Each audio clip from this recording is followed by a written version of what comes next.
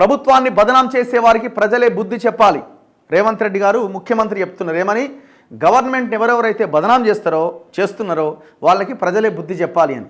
విద్యా వైద్య రంగాలకే మా మొదటి ప్రాధాన్యం. అయిపోయి. ఇప్పుడు మీరు ప్రభుత్వాన్ని బదనాం చేయొద్దని మీరే అంటున్నారు. సరే, బదనాం చేసేవాళ్ళు లేనిది ఉన్నట్టు మాట్లాడే వాళ్ళ సెక్షన్ ఒకటి ఉండొచ్చు, కాదనట్లేదు.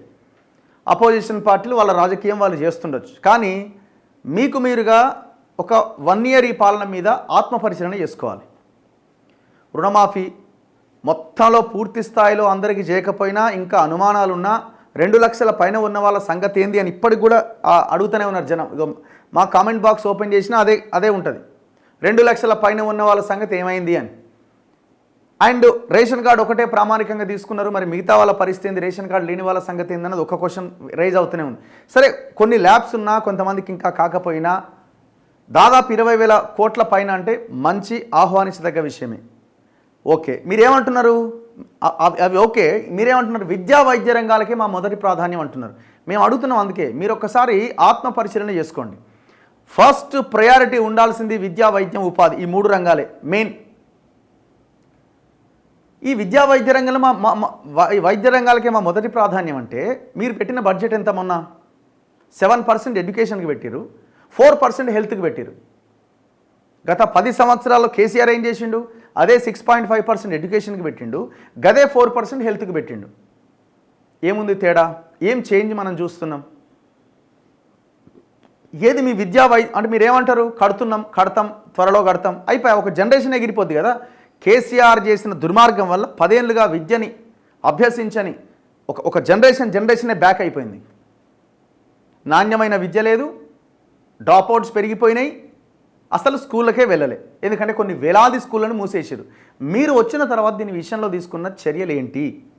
మేము ఇంటిగ్రేటెడ్ స్కూల్స్ కడుతున్నాం నియోజకవర్గానికి ఒకటని మీరు అనొచ్చు. ఎప్పట్లోగా మీరు పెట్టుకున్న ప్రణాళిక ఏంది? అదేమి ఇప్పుడు అయ్యేది కాదు కదా. మరి ఇప్పుడున్న స్కూళ్ళ సంగతి మీరు ఏం తెలిసిరు? మధ్యాహ్న భోజనంతో అండ్ గురుకులాల్లో నాణ్యమైన భోజనం లేక ఇబ్బంది పడుతున్నారు. డైట్ ఛార్జీలు పెంచినామన్నారు. ఎక్కడ అమలు అవుతున్నది? ఎందుకు ఈ విషాహారం స్టూడెంట్స్కి వస్తున్నది? కాంట్రాక్ట్ వ్యవస్థ మొత్తం అక్కడ 20-25 సంవత్సరాలుగా వాళ్ళే వేళ్ళునుకుపోయినారు. మరి మీరు గవర్నమెంట్ రాగానే వాళ్ళు ఎక్కడెక్కడైతే ల్యాబ్స్ ఉన్నాయో ఎవరెవరైతే సరిగ్గా ఆ భోజనం పెట్టట్లేదు వాళ్ళని ఇమీడియట్గా మార్చాలి కదా. మార్చాలా లేదా? ఏది మీ వైద్యం? ఇక వైద్యం గురించి మనం చెప్పక్కర్లే. హైదరాబాద్లో కానీ తెలంగాణలోని ఏజెన్సీ ఏరియాలు ఇవన్నీ వదిలిపెట్టండి, పట్టణ ప్రాంతాల్లోని దిక్కులేదు ఇవాళ వైద్యం. 10 yearsగా ఏముందో ఇప్పుడు అది కొనసాగుతున్నది. గవర్నమెంట్ వైద్యం ఏమీ ప్రజలకు అందుబాటులో లేదు. ఎక్కడుంది మీ మొదటి ప్రాధాన్యత? ఎక్కడుంది? ప్రాధాన్యం ఇస్తున్నారంటే బడ్జెట్లో కేటాయింపులు ఎంత అనే ప్రజలు చూస్తారు. ఎక్కడుంది మరి మీ బడ్జెట్లో మీ ప్రాధాన్యత ఏది? ఉద్యోగాల భర్తీలో దేశంలో వాళ్ళని అక్కడ కూర్చోమని ఉద్యోగాల భర్తీలో దేశంలోని రికార్డు సృష్టించాం.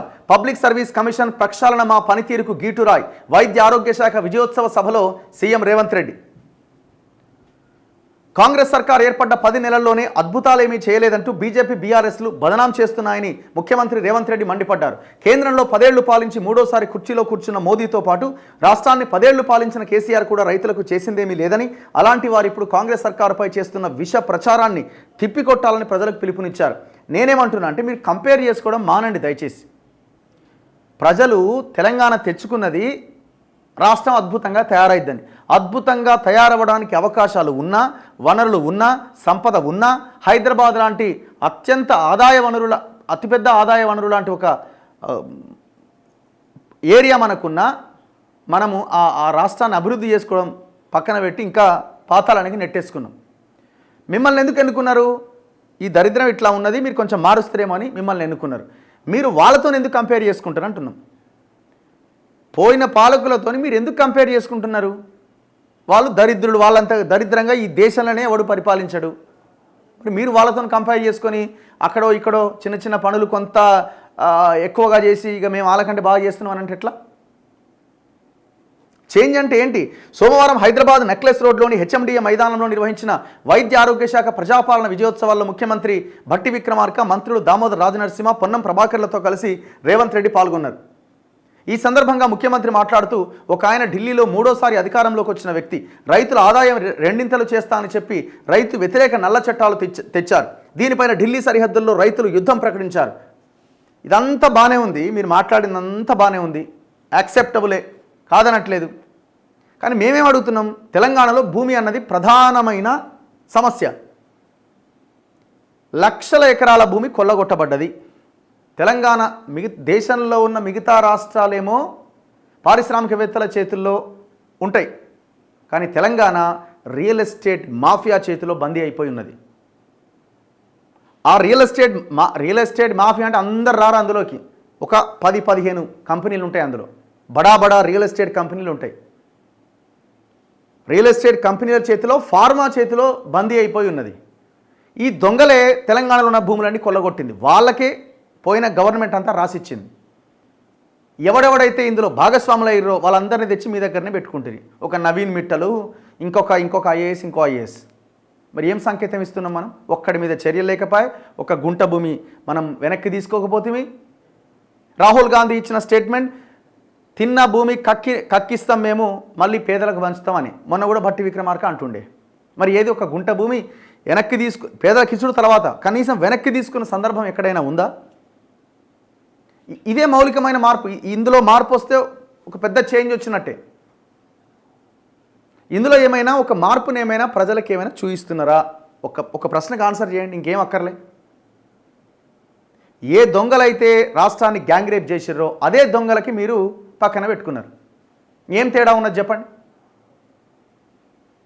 1 year పాలన సందర్భంగా మీరు ఇప్పటికైనా అన్నీ చేయలేదు, ఏమీ చేయలేదని ఎవ్వరు అనట్లేదు. మీరు ఎంతో కొంత చేసినా చేయాల్సింది ఇంకా 80% ఉంది, 90% ఉంది. ఇంకా అసలు స్టార్టే చేయలే, ఇంకా చేసుడు తల ఇంకా స్టార్టే చేయలే. కొన్నిట్లో కరప్షన్ ఆగిందా? లేదు ఆయన ఎక్కువ తినేది మేము తక్కువ తింటున్నాం అని అంటే అది కాదు కదా చేంజ్ అంటే. అది కాదు కదా చేంజ్ అంటే. బిల్లులు రావాలంటే ఇలా 5% నుంచి 8% ట్యాక్స్ వసూలు చేస్తున్నారు. దానికి ఏదో రకరకాల ట్యాక్సులు పేర్లు పెడుతున్నారు. ఒక ఆయన బీ ట్యాక్స్ అంటుండు, ఒక ఆయన ఏం ట్యాక్స్ అంటుండు, ఒక ఆయన భార్య ట్యాక్స్ అంటుండు. మరి ఆ ట్యాక్సులు ఏందో, ఆ కథ ఏందో మీరే చెప్పాలా? వాస్తవం ఇది, బహిరంగ రహస్యం ఇది. అట్లీస్ట్ ఒక 10 లక్షల బిల్లు రిలీజ్ కావాలన్నా దాంట్లో 5% అడుగుతున్నారు. డౌట్ ఏముంది అందులో?